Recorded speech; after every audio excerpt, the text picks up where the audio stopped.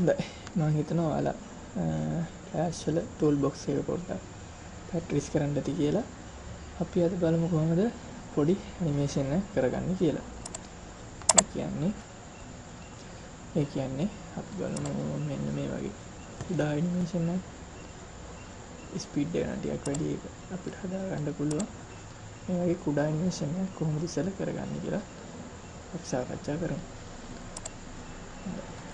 ඉස්සෙල්ලාම ඔයාලා flash project එකේ අපි සර්කල් එකක් හද ගන්නවා. මේ විදිහට ඔයාලට මේකේ width එකයි height එකයි දෙකම එක ගන්නට. ඒ කියන්නේ හරි රවුන්ඩ් සර්කල් එකක් හද ගන්න ඕන නම් කීබෝඩ් එකේ shift key එක press කරගෙන mouse එකේ හැට්ට මැට් එක ගෙනියන්න. එතකොට width එකයි height එකයි එකම ගන්නට වෙනස් වෙනවා. මේකට අවශ්‍ය කලර්ස් එහෙම ඔයාලා දාගන්න. ඉතින් මේ වගේ කලර් එකක් තෝරගන්නවා. ඊළඟට අපි බලමු කොහොමද මේ ඔබ්ජෙක්ට් එක කියන්නේ සර්කල් එක මෙතන ඉඳන් මේ හරියට යනවා වගේ ඇනිමේෂන් එක කරගන්න කියලා. අපි මේ හැම පොයින්ට් එක මම කියවනේ මේ හිත තියෙන ටයිම්ලයින් එක කියලා. මේකේ ඔයාලට පුළුවන් මෙන්න මේ විදිහට key frame මේ තියෙන key frame එක.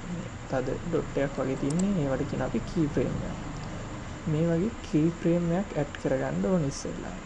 ඒකට ඔයාලට අවශ්‍ය frame එකට ගිහිල්ලා මම මේ විදි 20 කියන frame එකට ගිහිල්ලා ඒක උඩ right click කරලා insert key frame කියන එක click කරන්න.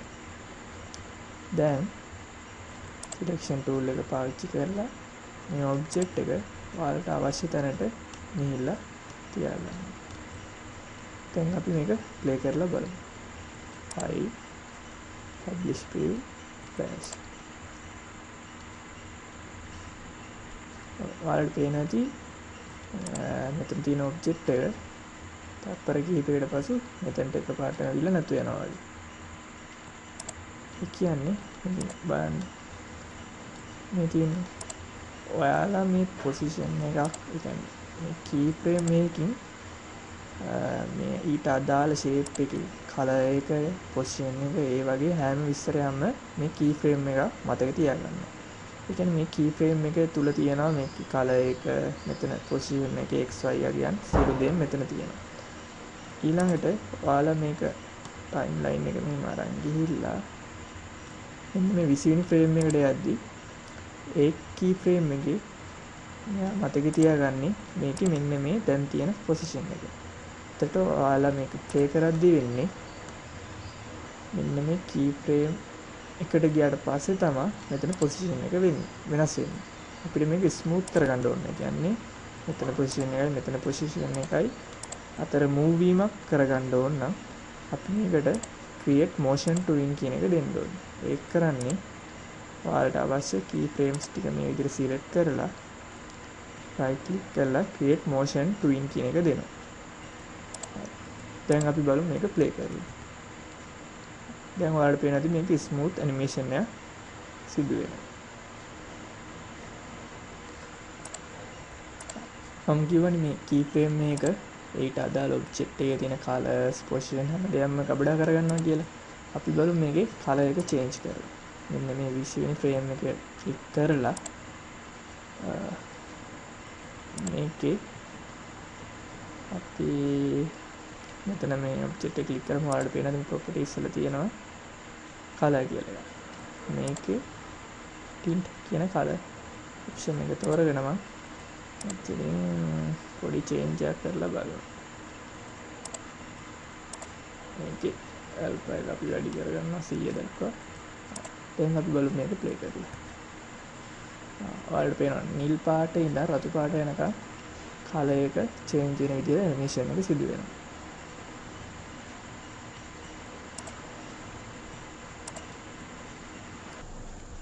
අපි තවත් සරල උදාහරණයක් අරගෙන පොඩ්ඩක් වැඩිදුර ඉගෙන ගමු. මම මේකේ ඉස්සරහ rectangle එකක් හදනවා මේ විදිහට. ඊට පස්සේ ඔයාලා ඉස්සෙල්ලා මතකද මම මේ motion twin දැම්මේ මේ දේ select කරලා right click කරලා තමයි create motion twin කියන එක දුන්නේ. අපිට ඕන අවශ්‍ය නම් මේක මුලදීම motion twin එක දෙන්න පුළුවන්. මේක උඩ මම right click කරලා create motion twin කියන එක දෙනවා. ඊට පස්සේ frame 10ට වගේ ගිහිල්ලා right click කරා insert keyframe කියන එක click කරනවා. ඊට පස්සේ මම මේක rotation එකක් දෙන්න දාන්නේ. ඒක transform tool එක අරගෙන මේ විදිහට පොඩ්ඩක් මේක rotate කරගන්න. ඔයාලට keyboard එකේ enter key එක press කරලා පුළුවන් බලාගන්න මේ animation එක කොහොමද වෙන්නේ කියලා. එහෙම නැත්නම් file publish preview dash කියන එක click කරලා බලාගන්න පුළුවන්.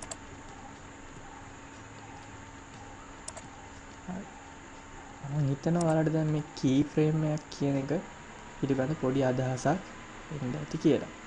ඊළඟට අපි බලමු මොකක්ද මේ insert frame කියන්නේ. එහෙනම් හිතන්න ඔයාලට දැන් මේ animation එක වෙලා මෙන්න මේ position එකේ මේ විදිහට මේ object එක තව ටික වෙලා තියෙන්න ඕනේ. ඉතින් තත්පරයක් දෙයක් ඔයාලට කැමති frame 10ක් 20ක් තියෙන්න ඕනේ කියලා. කිසිම animation එක يعني කිසිම වෙනස්කමක් වෙන්නේ නැතුව ඔය විදිහටම තියෙන්න ඕනේ. එතකොට අපි මේ use කරන්නේ මේ frame කියන එක.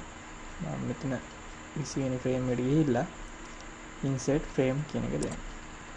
ඒත් ඔයාලට පේනවා ඇති අර විදිහට dot එකක් එන්නේ මේ position එකේම මේ විදිහට මේක frame 20 වෙනකන් හිටිනවා. මම හිතනවා ඔයාලට මේ key frame එකක් එතකොට frame එකක් කියන එක පිළිබඳ පොඩි අදහසක් මේකෙන් එන්නේ නැති කියලා. පස්සේ ඉතිරි අපේ ටියුට් වලදී ඔයාලා තව animation සිදු කරද්දී මේ පිළිබඳ හොඳ අවබෝධයක් ලැබෙයි. තනියෙන් පොඩ්ඩක් practice කරලා බලන්න පොඩි animation එකක් කරගන්නේ කොහොමද කියලා. මොකද self study කියන එක තමයි හොඳම ක්‍රමේ ඕනම දෙයක් ඉගෙන ගන්න තියෙන්නේ. හොඳයි. අපි ඊළඟ ටියුට් එකේදී බලමු මෙන්න මෙතන තියෙන motion guide කියලා එකක්. අන්නේ motion guide කියන එක පාවිච්චි කරලා අපි බලමු මෙන්න මේ වගේ guide එකක් දිගේ දුවන object එකක් හදාගන්නේ කොහොමද කියලා. ඒ කියන්නේ මේ line එක දිගේ තමයි මේ object එක run වෙන්නේ. play කරලා බලුවොත්